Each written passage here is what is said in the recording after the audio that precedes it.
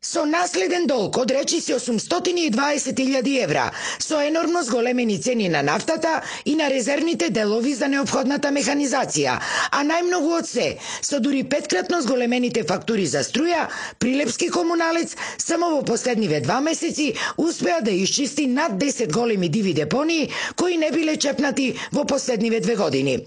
Оттаму реагираат дека со вакви трошоци, а без помош од државата, тешко ќе успеваат да ја одржуваат рентабилноста на предпријатието. Но сепак велат дека за евентуално покачување на цените на комуналните услуги засега не размислуваат. Ние трошиме гориво нормално и работна рака. Со новите сметки за струја во прашање е работата на јавното комунално предпријатие Комуналец.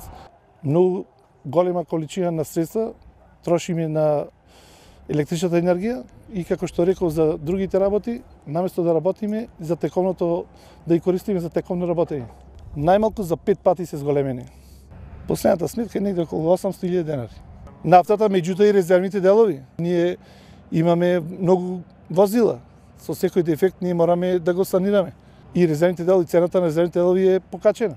Па се бориме, да речам, од ден за ден. Според Абрашовски, помошта од локалната самоуправа, а уште повеќе од државата, била неопходна, бидејќи вака, а и плюс со покачувањето на минималната плата, немало да се издржи. Ние апсолутно не сме против покачувањето на минималецот, но работиме со лимитиран буџет и овој дополнителен товар може да биде погубен за нас, објаснува Абрашовски.